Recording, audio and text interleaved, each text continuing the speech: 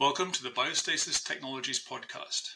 Today, I have a guest I'm very pleased to have, Steve LeBel, who by all accounts, and we're going to be hearing about this, is a very active cryonicist, someone who doesn't just sign up and forget it, as many people do. So I'm looking forward to seeing what he has to say, both about his personal arrangements and about his candidacy for the Cryonics Institute board. So welcome, Steve. Thank you. Could you tell us a little bit about your background, first of all, as to why you feel like you're a good person to do the job for CI and generally your experience in the relevant areas? Sure, glad to. So I grew up in Muskegon, Michigan. My background is actually in psychology and counseling. I started out doing counseling for a number of years and then found myself being drawn over into administrative tasks.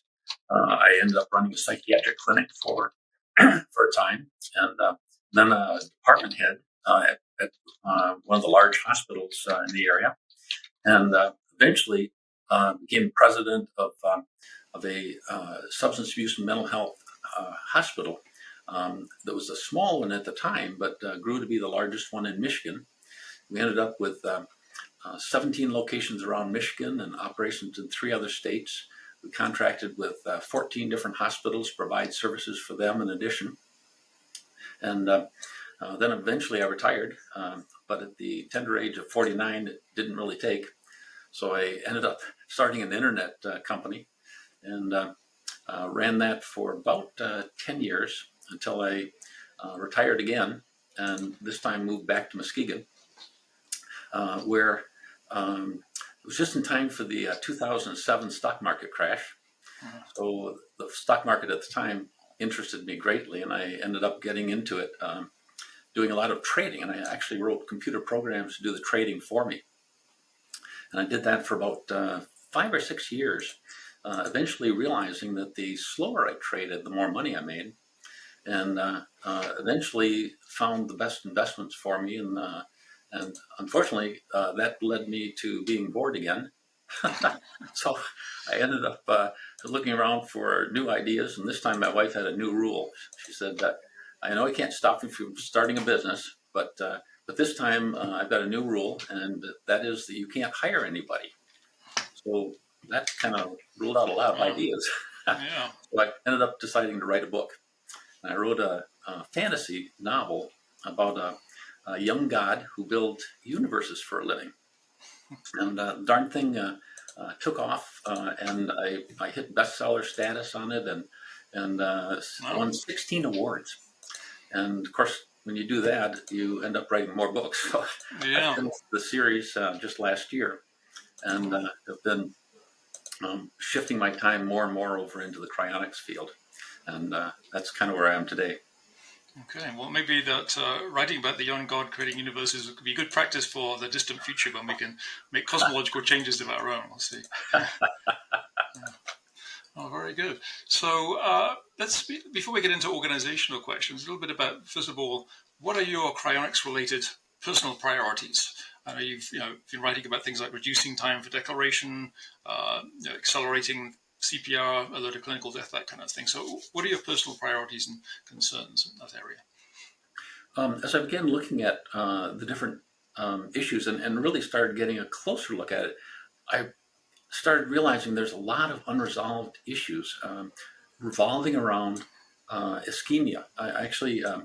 Dennis Kowalski had written, the president of Cryonics Institute, had written a terrific standby book about how to prepare for cryonics. And one of the things that I began realizing is the whole issue of ischemia, which frankly I hadn't given much thought to. And as I began realizing that, I had to come to grips with the fact that if you haven't got a plan to move from clinical death into active cryopreservation, it's going to leave a lot of brain damage, a lot of problems that you just don't want to have. That led me to start thinking about, well, how do we narrow that gap? How do we get from clinical death into active cryopreservation? And that led me to signing up with groups like, in my case, suspended animation down out of Florida. And but then as I began looking at them, it still kind of seemed to fall short. So what if I don't know that my death is coming? What if there's no real advance warning? What if they can't get here in time? That left another hole. So then I made arrangements with a funeral home to pack me in ice and ship me over, because I'm only 3 hours away from Cryonics Institute.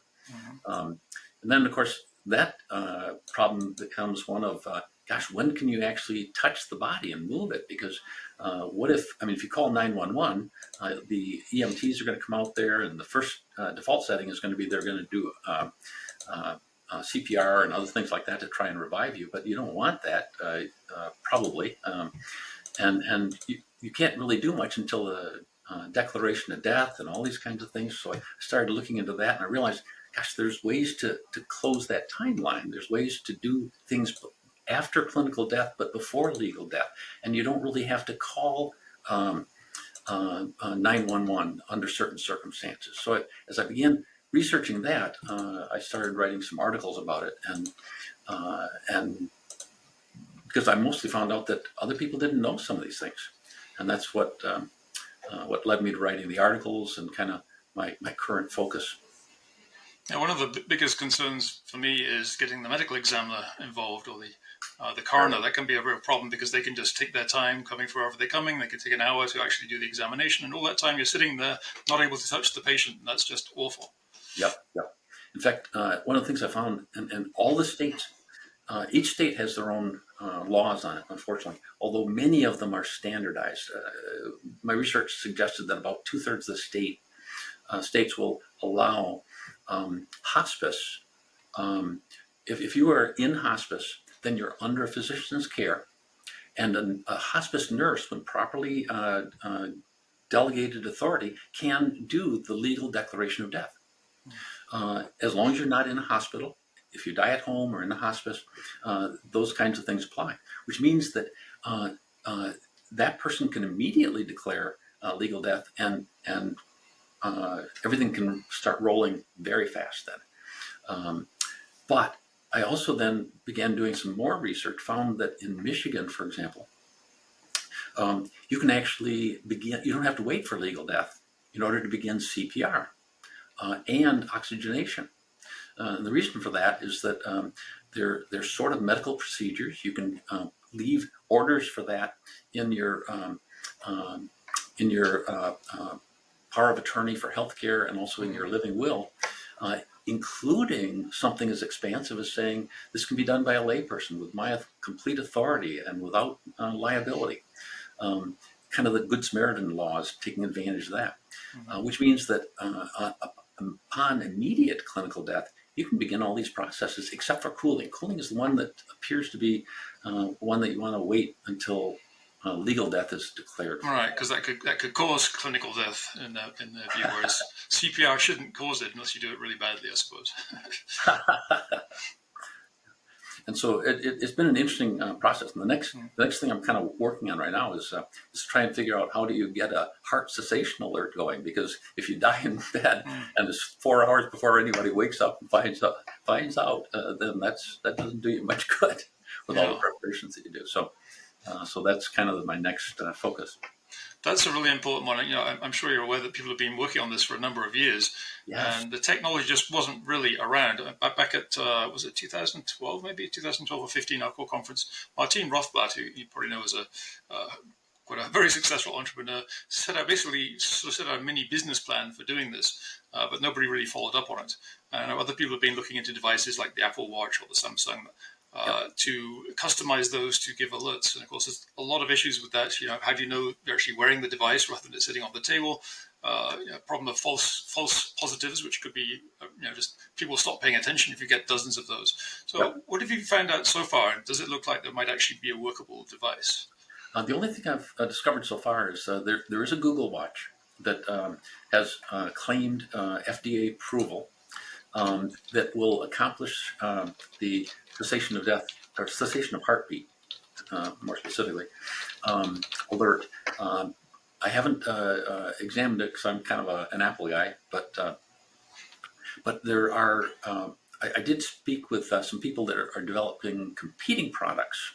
I'm not at liberty to elaborate too much, but they tell me that they feel that there's still a pretty good market because of um, false positives and false negatives that are still going to be there, that they feel that they can avoid in their product. Mm-hmm. One of the challenges, of course, is that you don't want to have your watch call 911 because that can cause all the problems that you're trying to avoid with the medical examiners, the police arriving and deciding whether or not there's suspicious circumstances and all kinds of things. So you really, a standard product off the shelf is not going to be what I'm looking for. I would want something that would call the cryonics provider and suspended animation and and whatnot, to handle that. Absolutely. Yeah, so there isn't certainly anything off the shelf, and it's like we're getting to the point where the technology is pretty much ready now, but it just needs some, it's like customizing, and of course it's difficult to make changes to the operating system because they don't like that, so that's a bit of a challenge. Yeah, I'm told that the watch actually has to have AI components in it in order to filter out the false positives, the false negatives, things like this, and look for secondary elements, movement and things like that, that are then integrated into the decision whether or not to place a call. It wouldn't seem like you really require AI for that. It seems like some fairly simple if-then system would work, but probably just they call it AI even if it isn't really these days because everything has to have AI. So absolutely nowadays. Yeah. So you already could answer this question. I was going to ask you if you had made SST, standby stabilization and transport arrangements, or for field cryoprotection. Actually, we didn't just talk about field cryoprotection. So you said you made arrangements with suspended animation. Why did you think that was important to do and worth the cost? The biggest single reason was because I really felt that something needed to be done on site, and it couldn't be done by a funeral home. It couldn't be done by necessarily by local people. My wife isn't going to be the person that's putting together a CPR device for me, things like that. So it looked like something I wanted to have professionals do. And it wasn't until I started realizing, and I engaged them for that purpose. But then I began looking at it more closely and realized I can't time when I'm going to die. And so that becomes the next whole question of how can you call them on a timely basis? Because they're not going to stick around for a week waiting for you to die. And so you got to be able to time it within a couple of days or so. And now a hospice nurse might be able to do that because they're experienced with it. They can kind of tell, right? But so that's why I kind of widened the net to look at other options, and I'm even taking a look at the possibility of getting a set of equipment literally at my bedside that would be deployed by anyone that I can train and access quickly locally. So you said you can't choose when you die. That's not always true, of course. But I don't know whether in your state, do you have death with dignity laws in your state where you can basically schedule your cryopreservation? You've probably heard about Jack Kevorkian, Dr. Kevorkian. Yeah, Dr. Death, yes. It's unfairly called, but she could be Dr. Choice would be a better name, I think. And he did jail time for his attempt to expand the whole concept of death with dignity. And at the time, it actually became a constitutional vote in Michigan. Michigan voters approved the law preventing it by 70%. And in fact, although today, interestingly, almost that same number is in favor of repealing the law. But there's, where's the political will to do that? That doesn't seem to be there. Although there are groups that do advocate for it from time to time. You think that, one very large group, I don't know what their position is on this because I haven't looked at that stuff recently, is the AARP. They certainly have lots of members. In fact, they keep lowering the age that you're able to join so they get more members. So that would be a potentially powerful political force. But again, I don't know if they have a position on that. Good point. I did look at some of the other states that allow assisted suicide. And With one or two exceptions, they require state residency, Hmm. and that's kind of a catch on it because you have to go far away to take advantage of it, and then you may or may not be a resident, and then you've still got the transport back to the facility. Right. Yeah, there can be a bit of a trade-off between doing it in a state where you can schedule it versus doing it, very near CI in your case. Mhm. That's if you can arrange to be nearby, that certainly helps. Yeah, So I'd like to see a hospice facility near our cryonics facilities that specializes in this, that mhm. really just kind of brings people in, knowing that they're a cryonic patient, and sets up all the alerts and the processes because a lot of these things are. I won't say they're not rocket science because there's a lot of technology to it, but they can be done locally with reasonable training and support from our cryonic centers around the world. Yeah. That's really the thing, when people say, how do you estimate the chances of cryonics working for you? To me, one of the biggest things, it's not revival part of it, because I think I'm fairly confident that's going to work eventually. So long as I'm preserved under good conditions. The scary part is, will I get cryopreserved under good conditions? Yeah. So for all these reasons, all these delays, it's a huge concern. So I'm glad that you're paying attention to that. And you're writing about that and other topics. In the description for the podcast, we'll have a URL to some of the things you're writing. Would you like to tell us about some of the things you have already written and some other things you have in the works, and your very useful resources page on your website Oh, for thank you. people to use?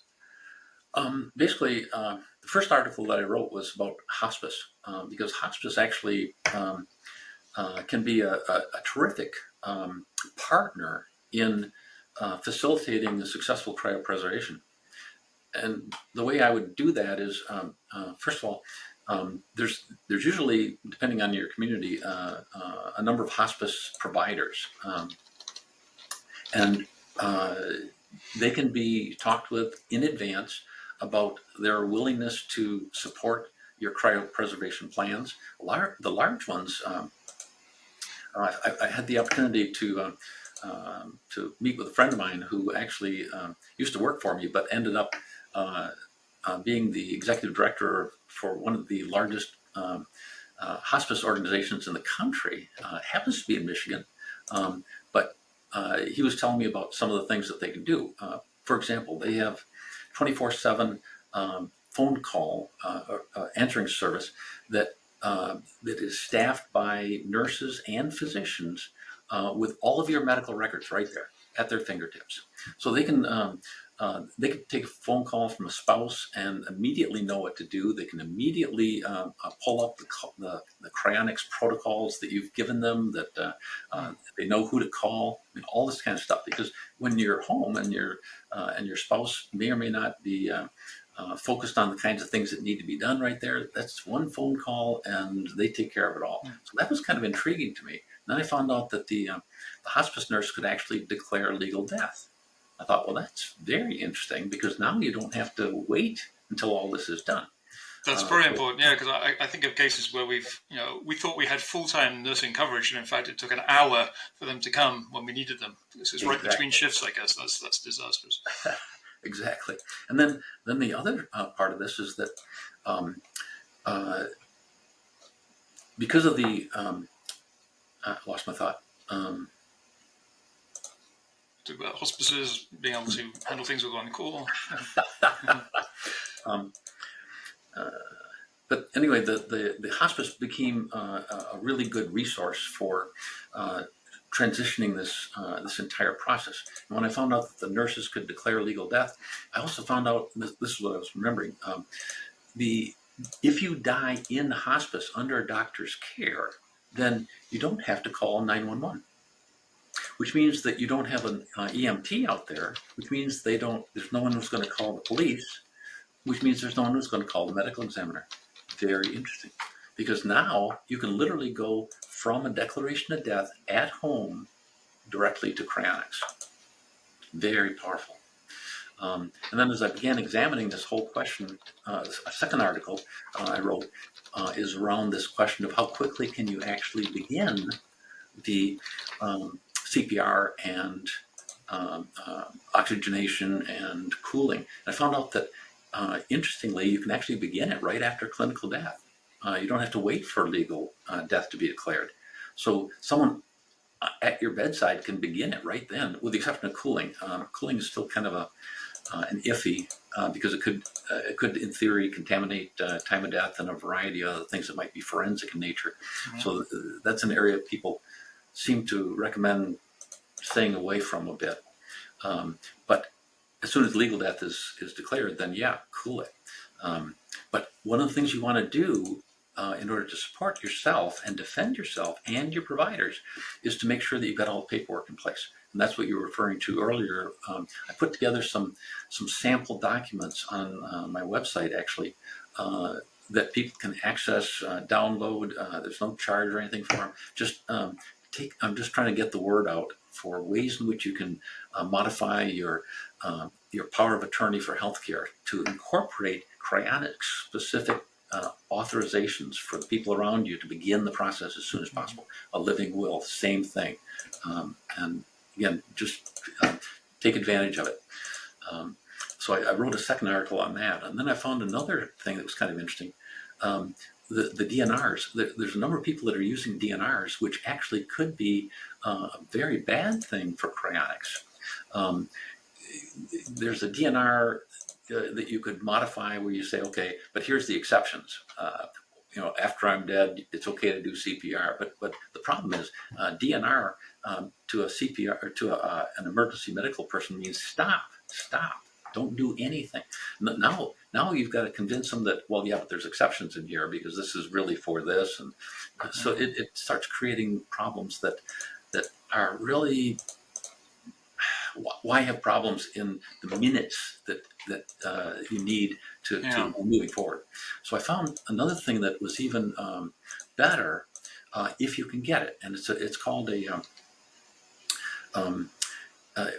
Michigan it's called MI poll, but its actual name nationally is POSLT, I think it is.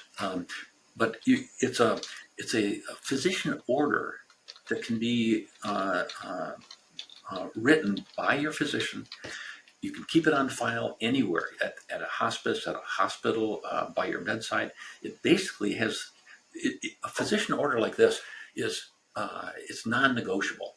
Okay, it outranks whatever an EMT would do. It outranks most any other medical person that's coming along because it's. What about a medical power of attorney? Does it outrank that?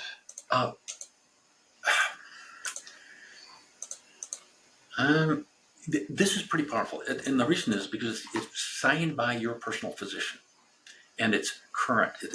They generally don't keep them for much more than a year.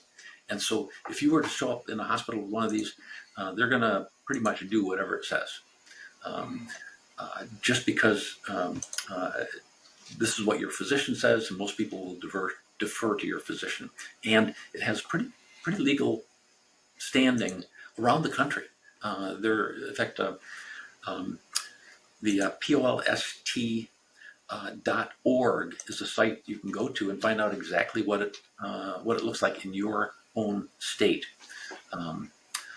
POLST.org. Okay. Yeah, I'll just add a point that, because a lot of people probably don't think of this, especially as you get older, you don't want to maybe go out so much if you're not in good condition. But one reason people will get autopsied is that they haven't seen the doctor recently. They haven't had an annual physical, and so they don't know what the cause of death was. But if you've seen to a doctor in the last year and you have a condition, they're going to, if they have access to that information, they're much less likely to chop you up and do something drastic. Yeah, the principle is if you're under the care of a physician when you die, that's powerful. That's why hospice works, because you're under their care, and that's why they can be hands-off on it. And of course, hospice also, the fact you're in hospice means that you're expected to die soon anyway. So in fact, if you do, it's not going to be suspicious. So it's not like dying at home or in a car or out in the middle of a park or something like that. Yeah. Exactly. Certainly helps. Oh, and actually, to go back to the point you're talking about, it'd be nice if there were hospices nearby the Cryonics organization. When I was at Alcor, actually, we had somebody who wanted to rent one of our unused units for making a hospice. But that didn't sound like maybe a great idea, because it's a little bit too close being in the building. And thinking back to the Dora Kent case back in the 80s, you have to be very careful about where clinical death happens, and not causing a conflict of interest. But there's no reason why it couldn't be in the building next door, and owned by obviously a separate entity. You don't want it to be directly owned by a cryonics organization. Yep. That will raise red flags. Yep. In healthcare, we build a lot of networks that allow for transition from one level of care to another. We call it a continuum of care, and this is the same kind of thing. In fact, palliative care and hospice care are again adjacent services. You can sign up for palliative care if you've got a condition that's expected to last, but there's no end date for it. Hospice, they want to pretty much know that you've got 6 months or so. But a lot of organizations that have palliative care are using it as a case-finding resource to bring people into their hospice, which is really where the money is. Well, let's turn to talk a little bit about Cryonics Institute, your Cryonics organization, and since you're running for the board, so there's lots of questions to put to you. So first of all, just start with the basic one as to why did you decide to join Cryonics Institute rather than, well, of course, there are not many other options yet. We're beginning to get one or two extra ones now, but basically there were not many choices back then. But why did you choose CI? Actually, I visited both organizations. I guess I can give you some information. It's not very flattering to at least one of them.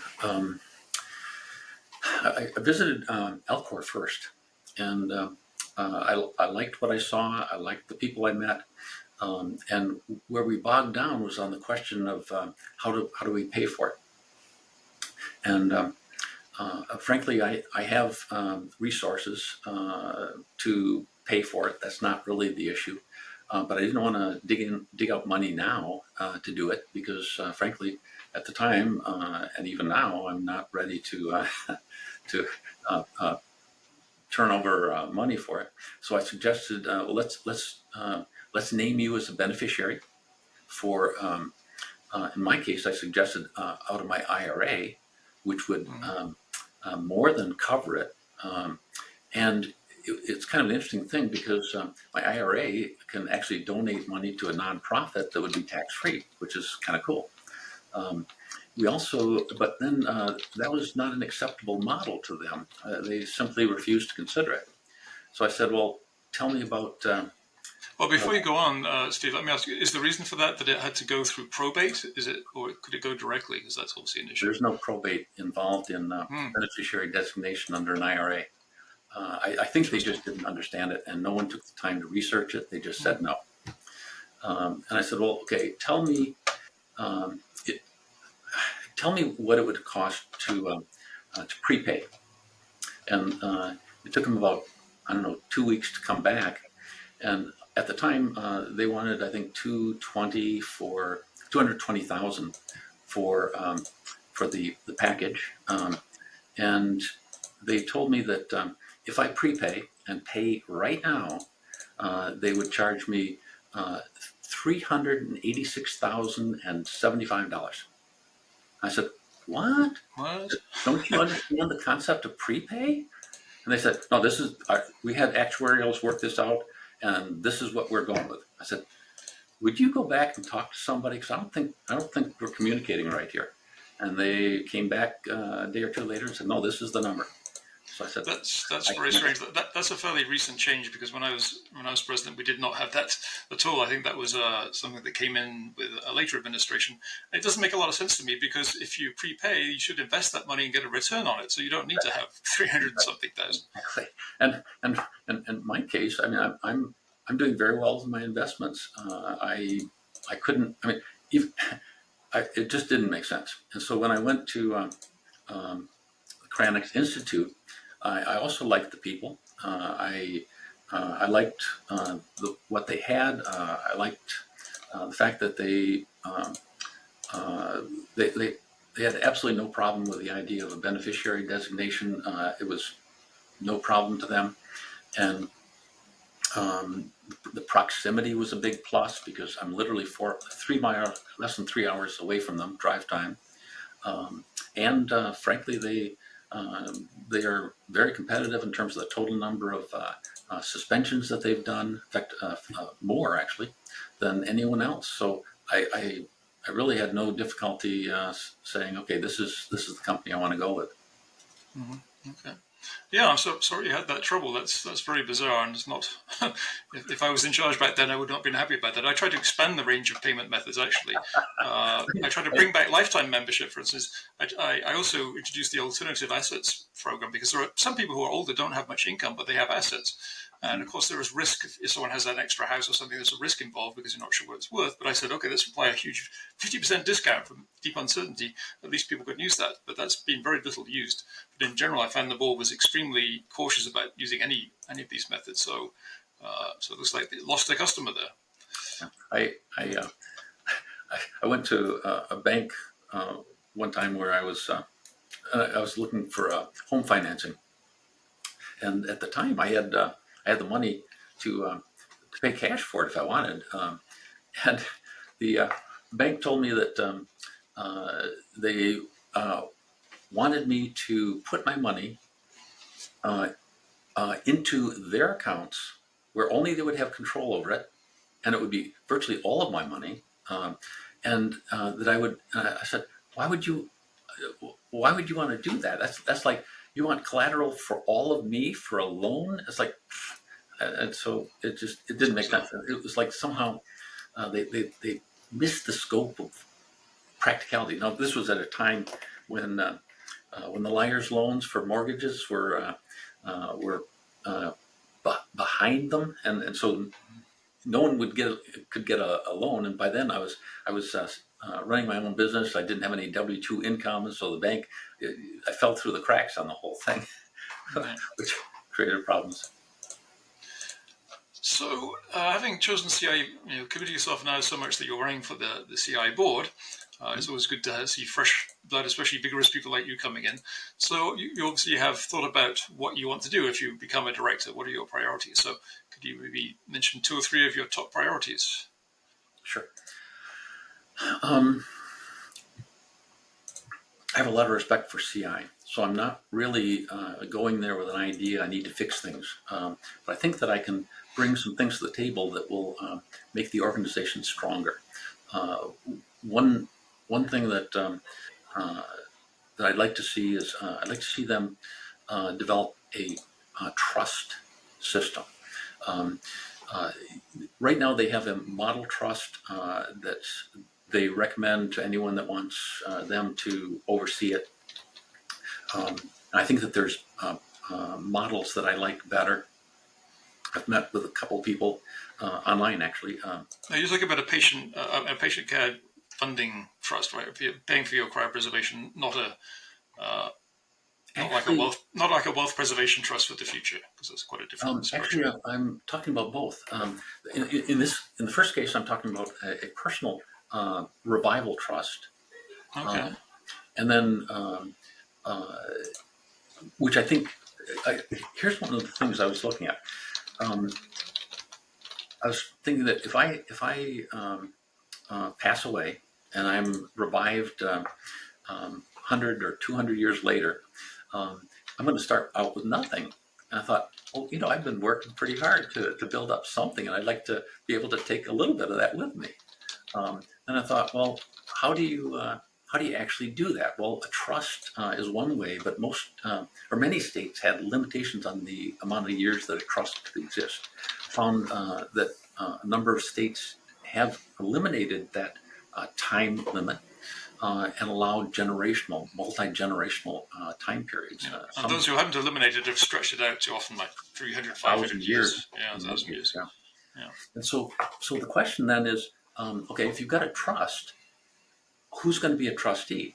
And I started calling a few companies and realized that first of all, they had no idea and no interest in dealing with the cryonic trust because it just baffled them. They had no concept of how to deal with it.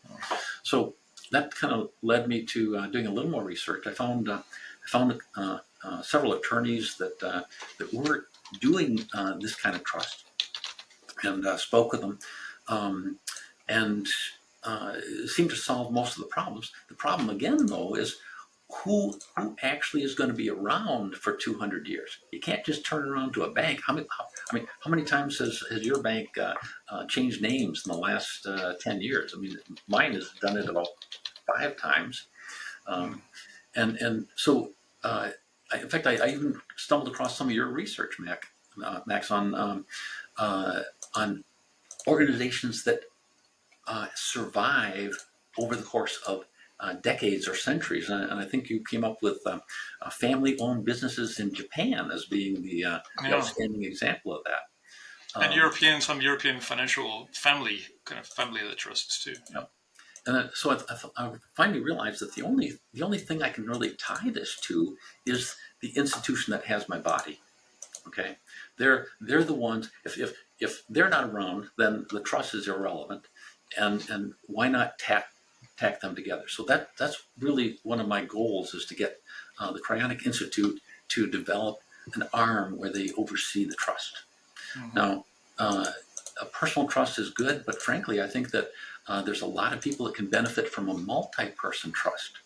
And so that's why I'm also advocating for that, where people with lesser amounts can enjoy the same benefit of compound interest over the course of 100 years, 200 years. I mean, it's stunning what this can turn into.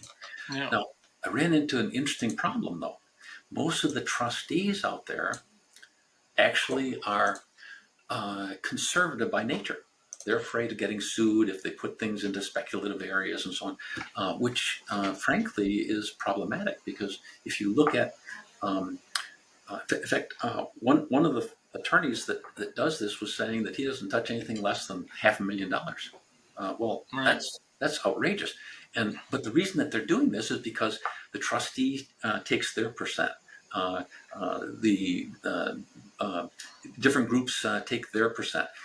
Then you get inflation in there, and you get all these other kinds of things that by the time you get done on an investment that might only make 5 or 6% per year, you're actually going to drain it down and maybe nothing in 100 years.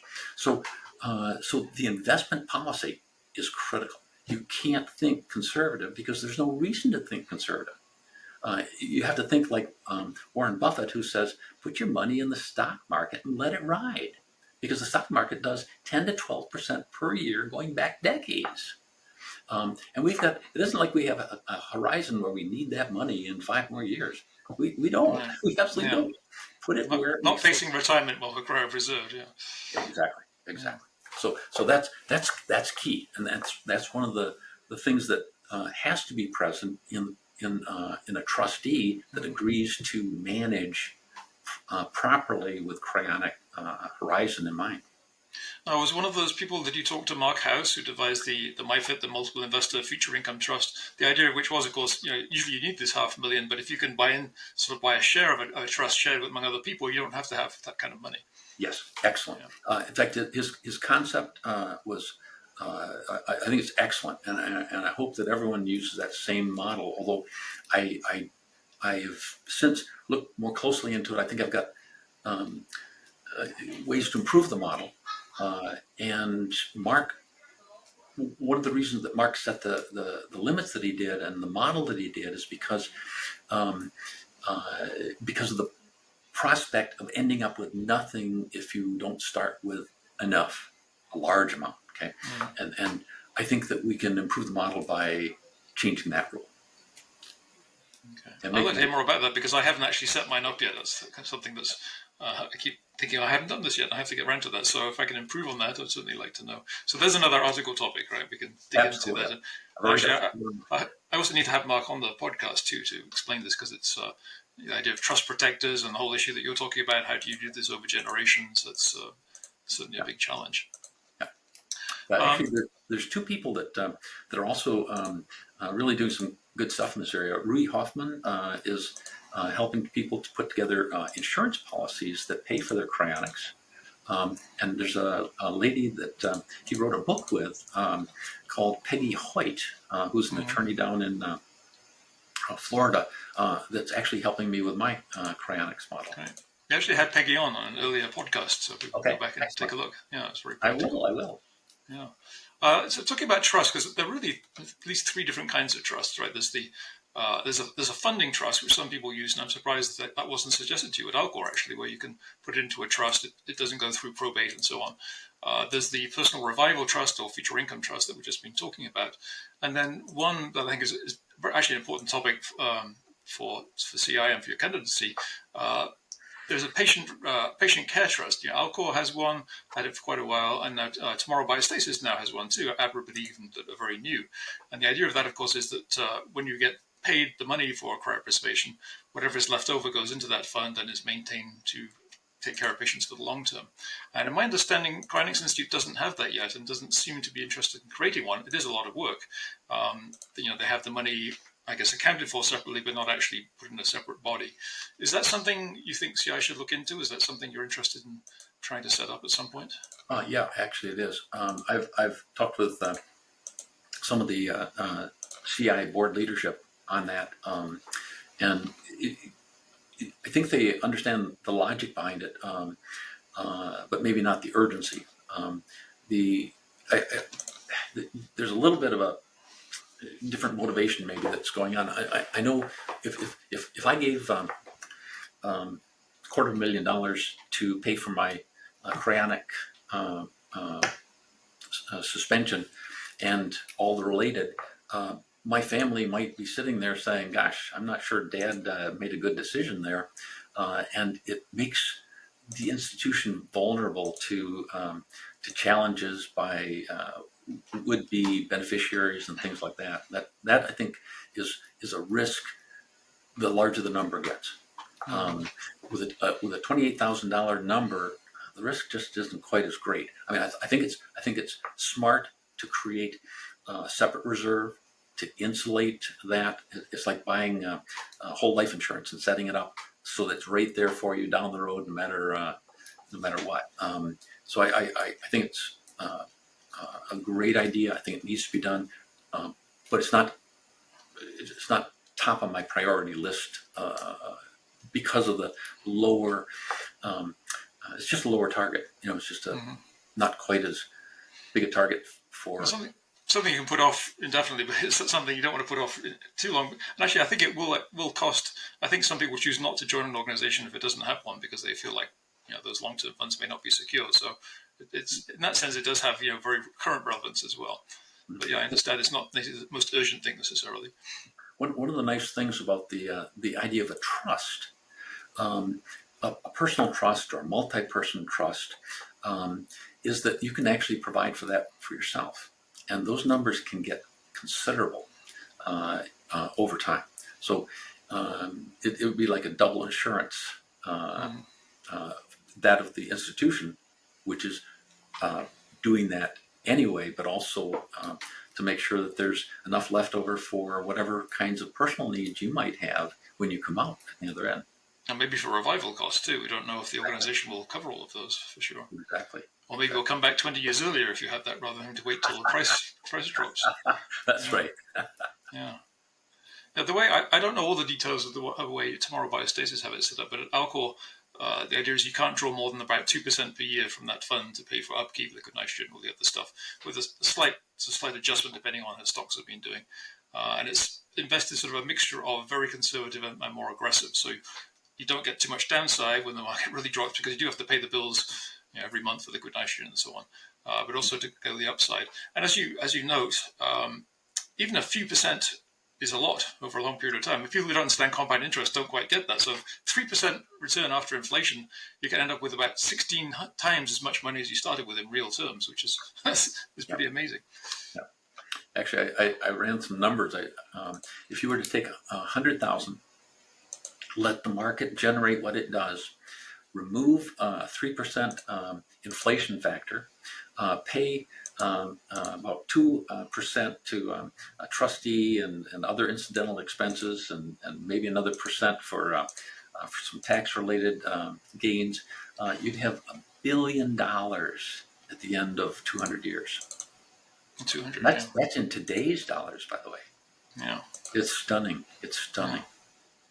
Yeah, it's funny. I don't know if you read this piece, but I sometime earlier on the Substack, I wrote about this novel Cryoburn by Louis Master Bujold, which is set in a future like on this planet. Basically, the whole planet is owned by cryonics organizations because they have so much money that's built up over time that they're in control of everything, which is so radically different than what we have today, but it's actually not so implausible based on certain assumptions. I did read that article. In fact, it parallels something that uh, in the book I wrote. One of the problems with the characters and the world was that it's a world of gods and goddesses. Okay, and they live forever. And so one of the problems is how do you balance the wealth in that kind of environment? Because the older the god is, the more wealth he acquires, right? And so that could cause price inflation and make it impossible for anyone who came along later to solve the problem. So I came up with the idea of expiring money. Had to be spent within a certain amount of time because each decade it was devalued by about 10% or so. And it's kind of a fun concept to try to prevent wealth accumulation from becoming out of control with organizations like that. Well, I guess if they're gods, they should be able to create new stuff. I guess that has value that builds over time. But yeah, an interesting problem, God's problem. So in terms of other priorities for CI, one thing that I found impressive with Tomorrow Biostasis is the way they set up a much easier online sign-up process. With Alcor, well, when I signed up with Alcor in 1986, we had a stack of paperwork like this, like 5 copies of everything in paper, and of course things have changed, but it's still quite a process. Tomorrow, you can just sign up very quickly online and make separate funding arrangements, and that makes it much easier, I think, to acquire new members. Is that something you want to do for CI? I think it would be terrific. I think online sign up is the wave of the future. There's so many things that we do in paperwork that they're redundant, they're unnecessary. You could put in a little bio on a half a page and have it fill in most of the forms for you. I mean, there's just so many ways to simplify this. In my background, we've developed electronic medical records that fill in all kinds of things for patients. I mean, this is not it's not complex stuff. It just needs to be done, and it's a process. But boy, I think that would make a terrific impact on people. Because that was one of my first realizations when I signed up myself was, wow, all this paperwork. And then I had to have it notarized and so on. Not to say that they don't have to be notarized, but you don't have to do.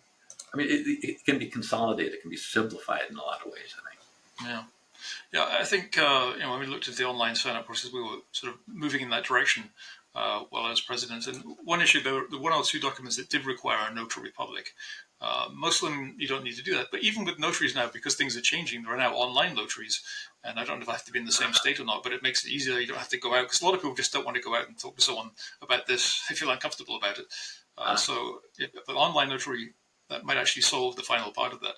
But if you think about it, we're talking about banks. Well, one thing you do with a bank or credit card, of course, you just go online to your own account. You can see how much you have or how much you owe, what your interest rate is, what the conditions are. It makes sense for Cryonics organization to have those online accounts for their members, so they can see, okay, is my funding still good? Do I need to update something? Have I informed of any address changes, anything like that? So I think having personal accounts shouldn't be too hard, since there are many organizations do that. Yep. Okay, I have one question here, a little bit of a hot question for CI. The Cryonics Institute is the only major cryonics organization that no longer discloses the number of funded cryonics members. That's a bit of a beef I had with Dennis about that. And we've had some discussions about how many members each organization has. I don't really care because I'm not running Alcor these days, so I take a more objective, sort of neutral point of view. I want everybody to do this, but it does seem to me openness is important. And the first thing that happened was the CI stopped really distinguishing between fully signed up members and other kinds of members, like people with pets or some other form, tissue samples and so on. And now it seems to have become even a bit more anonymous than that. How do you feel about that? Is something you'd seek to change, to be more open in disclosing that? I'm generally a proponent of transparency, but I'm also cautious about. The reality is that we all have a little bit of proprietary stuff, right? and so I don't know what category that fits into, and I probably won't until or unless I actually get involved with the process. Um, I in healthcare, when people would come to, we had one organization present us with a freedom of information demand for all of our policy and procedure manuals. Well, that's not going to happen. First of all, I mean, I'm willing to share, and what we told them was that, gosh, number one, it doesn't apply to us, so we don't have to. But number two, um, anything you want to know, ask us, and we will be happy to discuss it with you, talk to you about it. But I'm not going to give you a single thing in writing. It's not relevant. If you're trying to build up your skill set, I'm happy to do it. But I don't. But that doesn't mean giving you proprietary information. And that's I think there's a value to letting organizations compete. I think competition is good, and I think that given that, we have to respect some things that are competitive. I really don't know how this fits into that one way or another. I guess I'm just giving you a general response. Yeah, just number of people signed up for actual cryopreservation doesn't seem to be the kind of thing you'd need to have proprietary. I don't know why it would be, and it hadn't been for most of history, right? And, even though Alcor has actually become increasingly closed about its information, it still does make that very clear. You can know exactly how many people are signed up fully versus associate members. So it's puzzled me that CI is not being willing to do that. And the obvious reason would seem to be that CI doesn't have as many fully signed up members, and I don't see why that really needs to be hidden. As you said, they have more patients. They have actually more patients than Alcor does. So, and generally, I'm very in favor of openness. And that one's kind of not as important as other kinds of openness. So, here's another one I'd like to ask you about, because case reports. Case reports are, I think, very important because we need feedback on the cases that we do. The people who are cryopreserves obviously can't get their money back, they can't complain. So we really need other people to be able to see how things are going as objectively as possible. And that's why we really push to do case reports. And they're difficult to do. They're not easy because you've got the Cryonics organization, maybe Suspended Animation or another third-party organization, numerous people coming together, doing different recordings, different readings, temperature readings, video, audio. There's a lot of stuff to put together and then put into a coherent report. Although today, I would think that AI will probably make the actual report fairly easy if you've got a template and you feed it in, maybe. So in my experience, I think there are a few exceptions. I think Ben Best has done some fairly extensive reports. For the most part, what CI has called case reports look more like what I call case summaries. They're just kind of a paragraph or two. I don't know if you've given that any thought yet. What is your view on public reporting of cases? And of course, there are privacy issues. You may not want to identify the person, maybe not even say the date in the state or the date in the city, because you might actually better figure out who that was. So there are issues like that. But in general, what do you think about the role of case reports and public reporting, including things like any CT scan data, which actually I don't think CI has right now? Yeah, I'm going to have to plead some ignorance about the specifics. I can tell you that I'm a strong believer in quality assurance. In fact, my hospital was one of the first facilities. In fact, we received accreditation with commendation, which only 3% of the top facilities in the country get from the Joint Commission on Accreditation of Hospitals. So that's a big deal to me. And I don't know how that applies to CI at this point, but I mean, if you want quality, you've got to track it, you've got to monitor it, you've got to make sure that it's there. There in a million different ways. We had, in General Motors, for example, you might have an engineer measuring how close the door was when it closed to make sure it's properly sealed and things like that. Well, we did things like, was the biopsychosocial assessment back in the chart within 48 hours? Was the patient seen by the physician within 24 hours? Was all these different kinds of aspects for quality for us were translated just as if they were a manufacturing process because they're all critical. And we can actually extract information by program and decide that, gosh, this program needs more training in this area because they're just failing to meet the standard. And then if the training doesn't work, then you start zeroing in and you say, well, this person needs to be talked to because they're, and then if that doesn't work, you go further. But There's all kinds of terrific quality assurance things you can do with data if you're serious about it. I obviously this is I can't say it's life and death, but it's death and maybe life or not on the other end, right? So we want it done right. Yeah. Well, you have a lot of relevant experience here, of course. Some of these systems, like the Toyota production system or Six Sigma and so on, some of those things probably very hard to do on a small level, I would imagine. There's things that large organizations do. But some kind of simplified version of that, even things like checklists could be very powerful, right? You may have read the Checklist Manifesto. I thought it was a really good book. For setting up an operating room, making sure you resupply them, making sure the kits are complete. I think basic checklists can be very important. And so just doing case reports alone isn't really enough, because what you should do at the end of them, as Alcor has done, is have issues and actions where you say, okay, this didn't go right. We looked in, this is the reason, this is how we should fix it. But then, of course, you have to have a process where you actually do go and fix it, because you can say, yeah, we should fix it. It doesn't mean it will be fixed. So I think your experience in the healthcare industry and related areas should be very helpful in figuring out an appropriately complex system or uncomplex system to actually follow through on these things. Yeah, we actually had a system that was so comprehensive, it was scary. If there was a problem in one of our programs, which would have been 4 supervisor levels below me, my board knew about it within 3 weeks. And I guarantee you that no problem went into my board without me having a solution. Because so it fixes things. It demands to be fixed because it's brought to the highest level of attention. It's a well-run system drives itself. The one thing that has to be there, though, is commitment from the top. You got to believe in it. You can't delegate quality. It just doesn't work. Yeah, you can't just say the words and to sound good and then not actually take action. I mean, you can, but that's not what we want to do. Let's talk a little bit about where you see CI focusing its resources in the next few years. Actually, before that, let me just ask you a question about, since you're seeking to join the board, what do you think of CI's board structure versus, say, Alcor's or other organizations? And for those who are not familiar, the basic difference is that Alcor has always had a generally called a self-perpetuating board structure, where the existing directors look at who's on the advisory committee, who seems sensible, and they invite them onto the board. Whereas CI has a totally member-elected board. And I used to defend Alcor's system, but then I saw how badly the board operated sometimes, and so I became more sympathetic to CI's. But I've kind of come to the conclusion that maybe the best structure could be having a bare majority elected by members, but then a fair number also elected self-perpetuating by the board, because you want to have people who are known to the board, they know who's going to be suitable, but you also want fresh ideas coming in which the board could exclude otherwise. So kind of a hybrid system.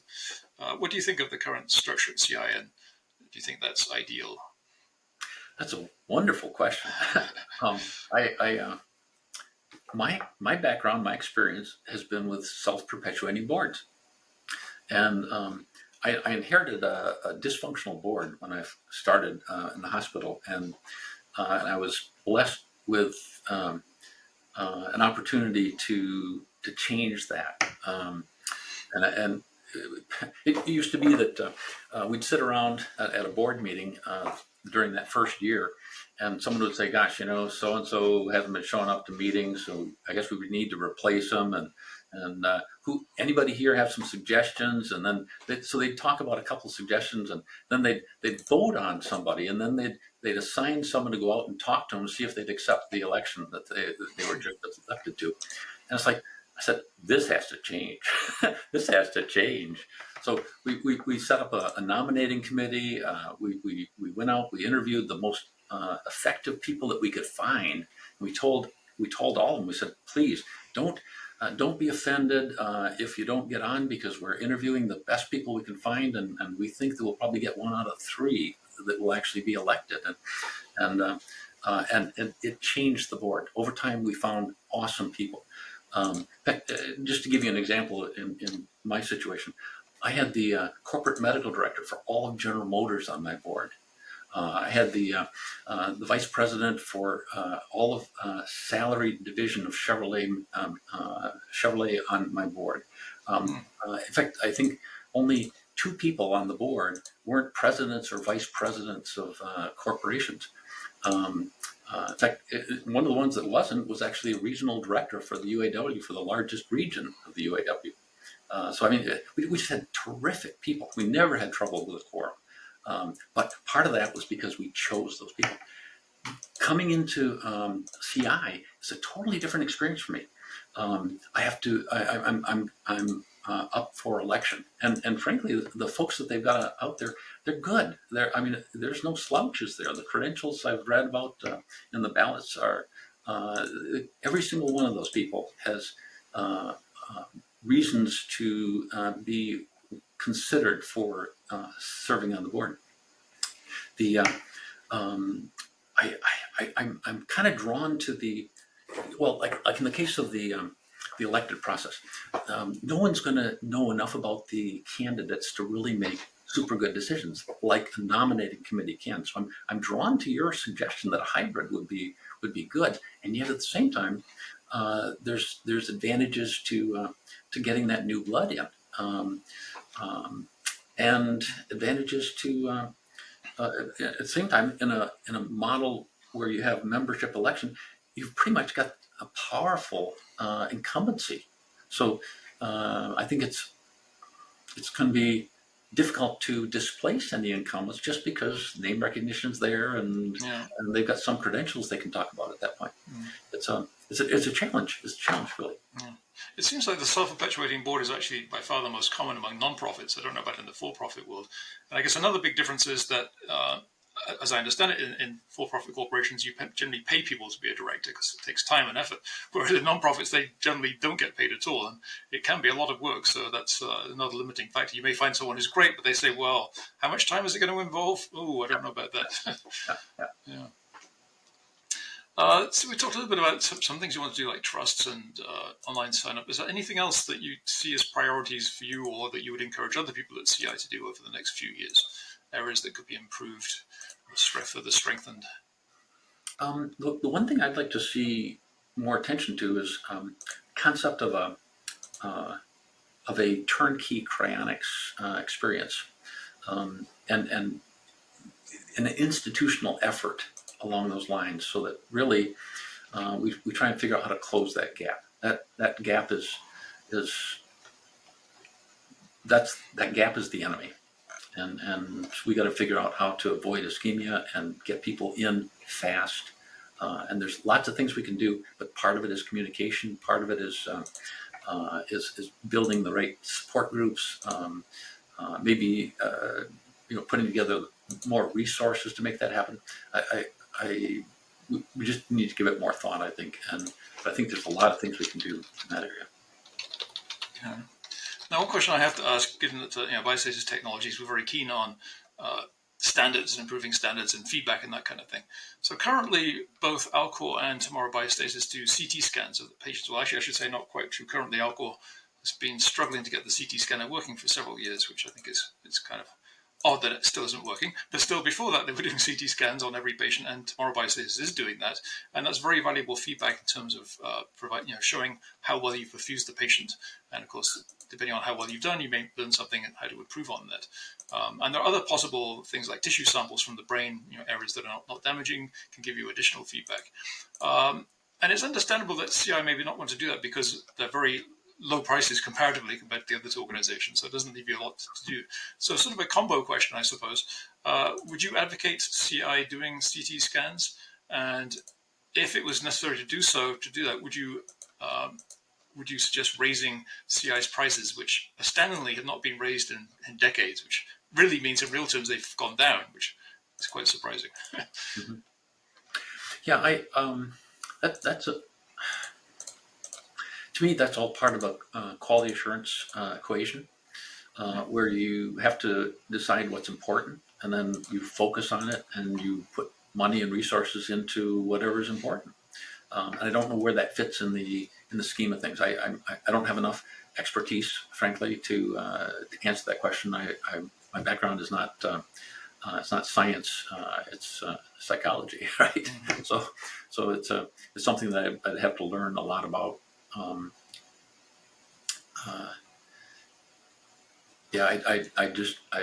At this point, I would have to say, honestly, I would have to keep an open mind on the subject.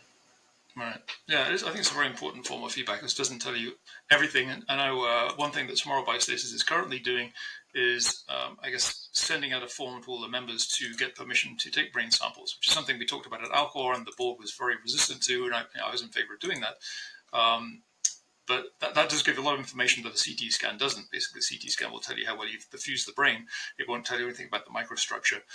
So gathering that kind of information, as we had, for instance, with the Steve Coles case, and still waiting for the paper to be published on that, that can tell you a tremendous amount about the viability of the ultrastructure. So yeah, I would definitely advise looking into that. Talking to some of the experts as to the value of CTs. Talk to Ashwin, talk to Emil. I think that's something that would be very good. Even if it was like an optional extra, maybe CI members could be told, well, if you pay an extra 3,000, 5,000, whatever it would be, depending on whether you go out to do it or have an in-house scanner, that might be a good option. So yeah, something to consider. I was also asked to put this question to you: would you advocate a brain-only option for CI? And just for quick background on that, officially, Cryonics Institute doesn't do head-only cases, or what we traditionally call neuro cases, which I think is misnamed. Neuro should be brain-only, but that's what we call them. Tomorrow Biostasis is, so Alcor has done what they call neuro cases, and probably about half the patients are that way. Tomorrow Biostasis is offering to do brain-only, where we actually take it out of the skull. And the idea of that being that, the main objection to doing traditionally called neuro cases is that it's terrible public relations, that people are disgusted and put off by the idea of a severed head, right, or a severed body, or whatever. It's something about that that's just viscerally unappealing. But the argument is, with a brain, people don't seem to have the same reaction. It's more like a scientific thing. It doesn't have the guillotine association, the French Revolution kind of association. It's very different. And so you have the advantages of a lower storage cost, right, because it's a small fraction of less than a tenth of the volume, so you could reduce storage costs drastically. That make it more affordable, and possibly could have some quality advantages. Is that something you would advocate or think about for CI? So not a head option, but a brain only option, or do you have to test the waters and see what other people think on the board first? Yeah,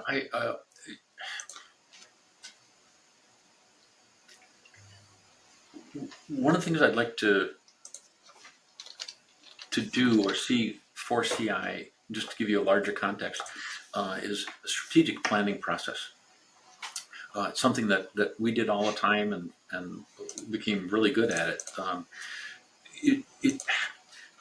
Where does brain only or neural preservation fit in this larger scheme of things? There are reasons to look at new options, new services, new categories, but there's also a strategic implication to all of that. One of the first things that jumps in my head is if CI's total body is less than what the brain or the neural costs are at other places, why offer it? It's like, just take the whole body and then you've got every part that you need and you don't have to worry about creating a new category of service. I don't know. Those are all things that people with experience and expertise in a variety of areas would come together and sort out the strategic implications of adding a new service like that. I know the process of strategic planning. I don't have the specifics that would go into making the decision. Okay, well, fair enough. I would note, by the way, because I think it's a bit of a misconception that it costs more at Alcor to do a neuro than a whole body at CI. That's only true if you don't include standby and stabilization, because you also have to pay separately for that at CI. So if you add it up, it's actually fairly comparable. They're relatively close. And then because you can argue about how much you put in the patient cash trust fund and whether there should be enough for that. So it's always, everything's complicated, right? Yes. Yeah. So along the same lines, two interesting recent trends, and I don't know much about CI's plans for these, are field cryoprotection, where instead of doing a field washout and stabilization and bringing it back to the organization and then doing the cryoprotection, instead you do it on the spot in the field, and that will probably be depending on your relationship with suspended animation. And then sort of related to that is the fairly new approach of, it's actually actually it was talked about back in the 80s by Eric Drexler, but then was largely ignored. The idea of aldehyde stabilized cryopreservation, where you do a combination of cryopreservation and chemical preservation. And that seems to have some advantages depending on the amount of delay, between declaration of legal death and starting the process. So I don't know how much you've considered these or how much CI is talking about them, but could you comment on field cryoprotection and possibility of aldehyde stabilized cryopreservation as an option? I did talk with Suspended Animation about whether or not I should sign up for their on-site cryopreservation package, and basically the gentleman I spoke with told me that given the proximity to CI, that he really didn't think it would be a valuable addition for me. So I didn't pursue that, honestly. Although I have retained their service as an emergency on-site standby. No, that makes sense for yourself. But from CI as an organization, is that something that you think CI should be pushing or offering to members more strongly? The more distance is involved, the more value I think there is to solving the problem on site, wherever the patient passes. So yeah, absolutely. Yeah. So same with aldehyde stabilized cryopreservation, has many of the same options, but it's quite a technical question as to when you want to do that and when not. But I won't get into that. Another question that was suggested to me, I'm curious to get your take on this. What do you think are the pros and cons of Cryonics Institute being located in Michigan? So on the one hand, some of the obvious pros are things are a lot cheaper there, right? I guess the city nearby is sort of recovering now from the depths of, Detroit wasn't doing well, it's doing a little better. But things are much less expensive, so you can keep costs a lot lower, which has been CI's very strong point. But it may have some downsides. So what's your feeling in terms of the geology and the safety and supplies of liquid nitrogen, that kind of thing?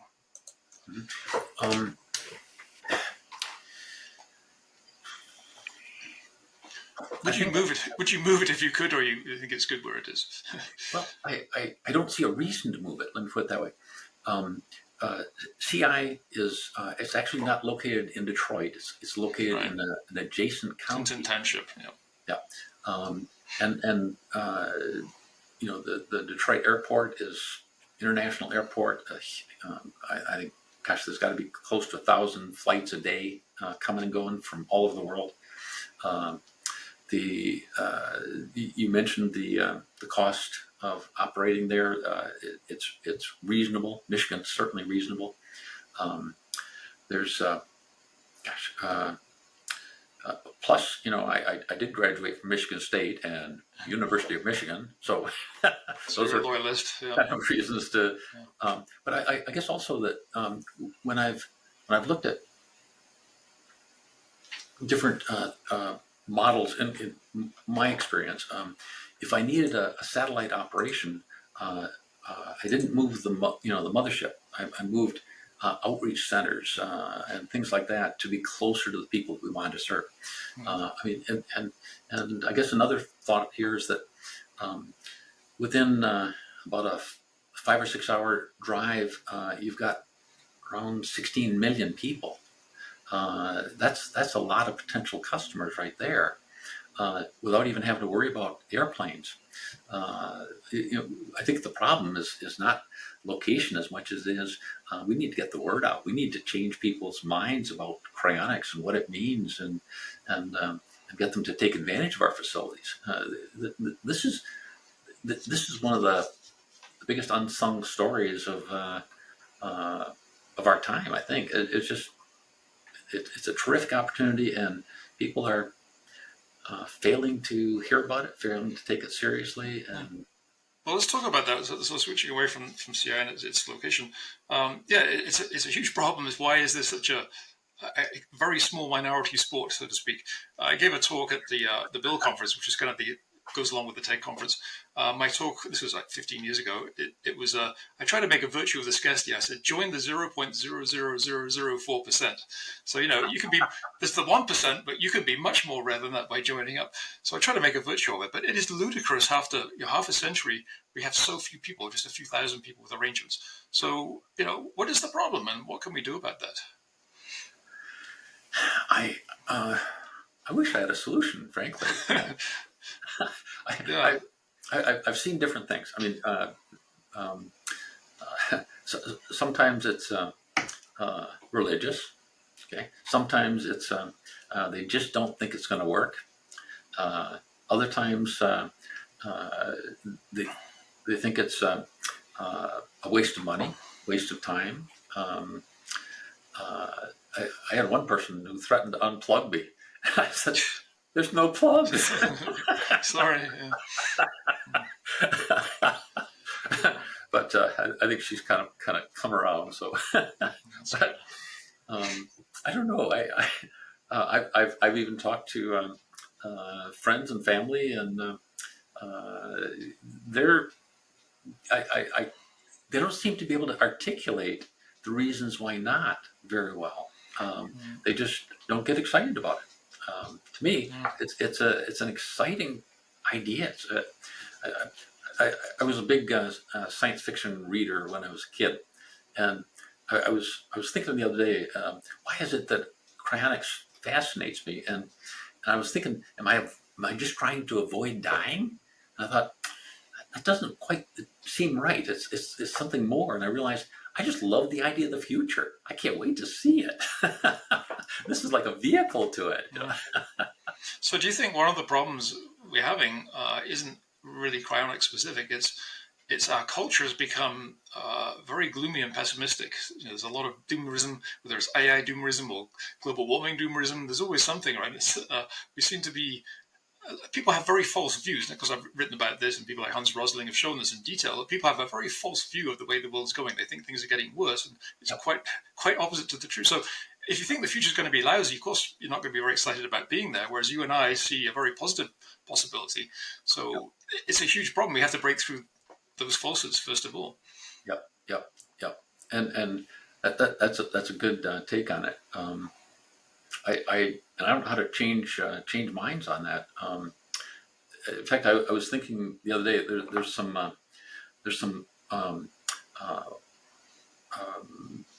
Facebook groups in my area, and I was thinking about posting on there that is there anyone interested in cryonics and talking about it, and seeing if I can get a little cryonics group going on this side of the state. I think we could do that. I think out of a few thousand people, we can probably find some people that are interested in talking about it, and maybe that would be a good lead in to doing more. But I honestly, it there's something uh, that seems to be stopping it. I mean, some of it is it's kind of a fringy concept. It's not really mainstream. And I think we've got to show people that it's something to take seriously, that there really is science here that can lead into a very successful outcome. Yeah. Yeah, so apart from the general problem of people's gloom about the future, I think one issue is very complex. So I think the idea of actually having local groups where you can talk to people at length makes a big difference. I've given hundreds and hundreds of tours at Alcor, and I found that having an hour with someone to answer their questions and explain things makes a huge difference. People come in, sometimes they'll say afterwards, "Well, I came in thinking this was kind of crazy. I just came because my friend was coming, but now it makes sense." And so at least they're taking it seriously. But you can't do that. You can't do a TV ad in 30 seconds and get people to think about this. So it's a difficult sell. It's got to deal with these cultural issues, philosophical issues, psychological issues, and you're interested in the psychology. That's a huge thing. And I think apart from the gloom about the future, one issue is that we're not a religion. We don't offer a guaranteed solution. We don't say, sign here, we'll bring you back on February 7th, 2087, guaranteed. No, we don't. Instead, we say, well, it might not work for this reason and that reason. And we're very open about that. And that's really not what people like to hear. They like certain answers, and that's not what we can give them. So, we've got the fear of the future. We've got the complexity of the issue. We've got our inability to offer a guaranteed product. And we're going to make them think about their death, which people don't want to do. So we have so many obstacles. So, yeah. I usually tell people that it's one of those things. There's no downside. I mean, if it doesn't work, well, you were dead anyway. I was like, where's the problem? Yeah. It might be, one of the questions for you would be, and this may be something further on in the future. Do you see a role for building strategic relationships with non-cryonics organizations? I mean, one that I would think of, for instance, is there's a growing progress movement. Since we're just talking about people's views of the future, there's a growing progress movement with people, trying to get people to realize the reality of the world and how things are actually going, that they're not so bad. There might be some possible alliances with some of those people, since that seems to be part of the problem.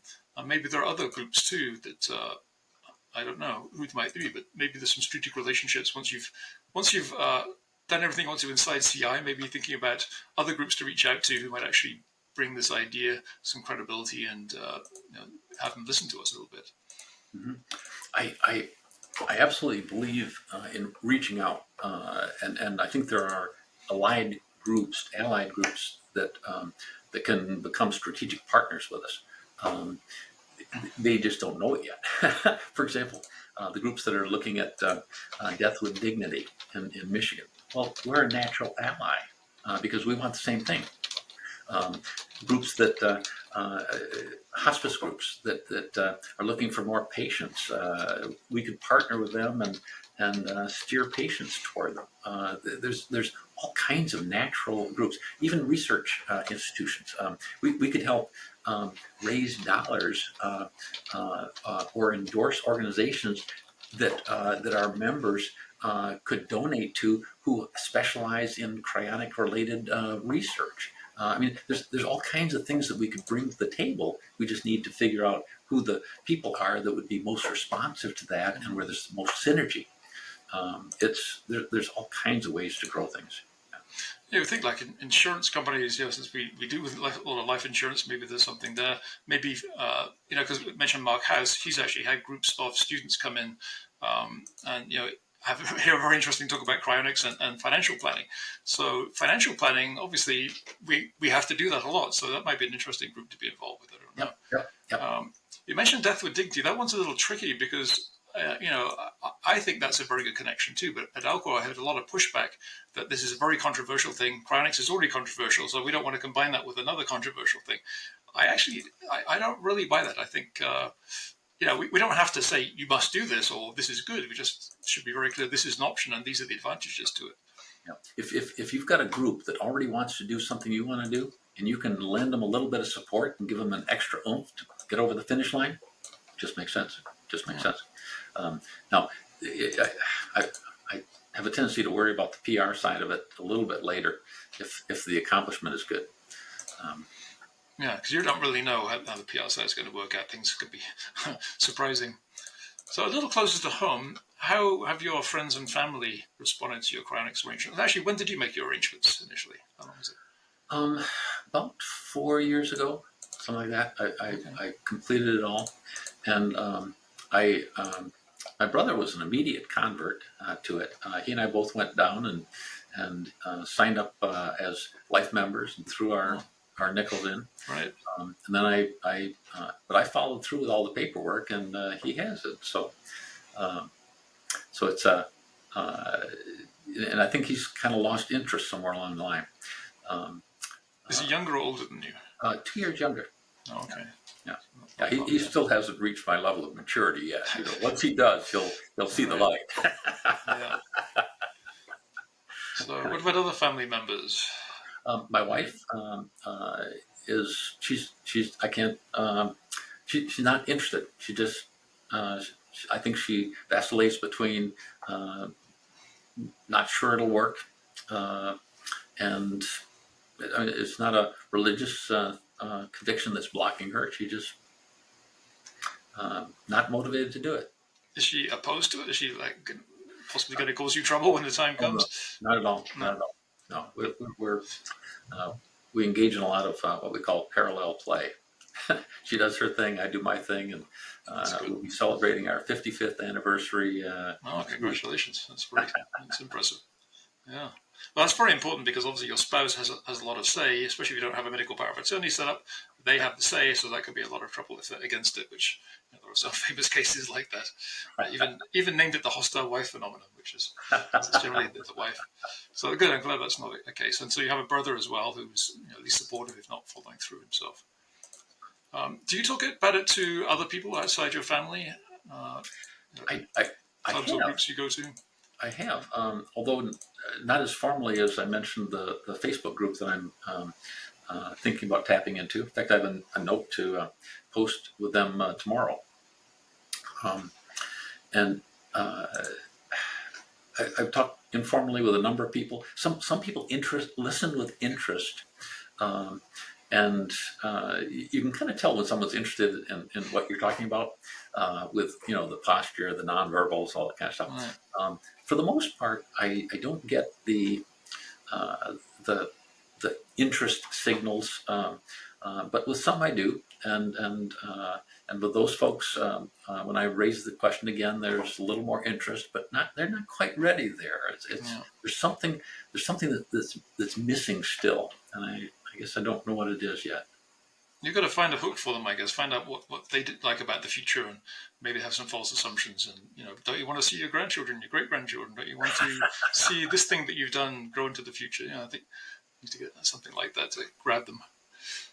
Now, I think this is one thing you have planning an article on. So let me ask you, what are your thoughts about the revival and reintegration process? You talked about interest in psychology, and of course, a lot of psychological issues here. And I've been writing about this in my chapter of my book on this. When we come back, for some of us, it may be like, whoa, this worked fantastic. For others, it might be, oh my goodness, I'm going to be out of work. I won't have the skills. I don't know anybody. And there's a whole range of different responses.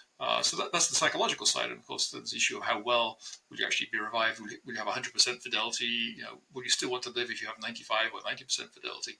So how do you see the revival process going, whether technologically or psychologically and culturally? You've touched on all of the points that are going to be mind-boggling. One, if you think of it in terms of how much time it'll take for revival, you can think about how far afield from anything that we think about today is more likely to be. So, for example, if we could get revived in 20 years or 30 years, maybe they'll bring back our bodies and they'll figure out a way to rejuvenate us, and they'll use wonderful things with nanobots and stem cells and whatever to really to roll back the aging process, to cure whatever it was that killed us. I mean, all these different kinds of things are kind of like first level thinking, right? But then later, you start thinking about, well, gosh, they're going to have superior cells at some point, brain cells that work better than what we've got right now, that are faster, that remember things better. Maybe they'll start splicing those into our brains and enhancing us in ways that we can't imagine. Or maybe there'll be bionics where half of us will be machine, and then you start getting a few more years out there. Now you're starting to think, well, maybe we'll actually they'll extract our brains and put it into a computer, and we'll live in a virtual world, or maybe we'll actually live inside machines that'll be so effective and so comprehensive that maybe they're synthetic. I mean, just all kinds of things that to keep on getting more and more bizarre as you get further out. And yet, if any of these things fail, then you've got any of them, you're going to require rehab, some sort of processes to recover from the effects of having been suspended for so long and acquiring all these new things. You're going to have education. You're going to have just enormous things. And then you've still got, what if they have to do implants to get you up to speed? What if our brains of today are not competitive with what they have to be in the future? What kind of employment can we have? What kind of social interactions? We might be like an animal today in a world of people tomorrow. I mean, it's and all of those things have to be addressed. And another thing is, what if it doesn't work? I mean, we could be custodial patients in a world of the future until they figure out how to fix what's wrong with us. I mean, there's so many possibilities. I have a tendency to see the really cool ones, and I just get excited about them. Yeah. Well, I think most of the really negative ones are kind of ridiculous anyway. I wrote a piece about this not too long ago because there's a lot of these sort of fantasies of being revived to be turned into a slave or for spare parts. Well, just really, when you think about them, don't make any sense. So, the worst thing likely is to be that either you'll come back, with some brain damage, or else you won't come back at all. There's probably not that many bad scenarios. But, discussing this is one reason why people find the idea difficult, right? Because there are so many questions and uncertainties. Now we're raising a whole bunch of new issues. Even if it works, what will the future be like? And again, people tend to be terrified about that uncertainty.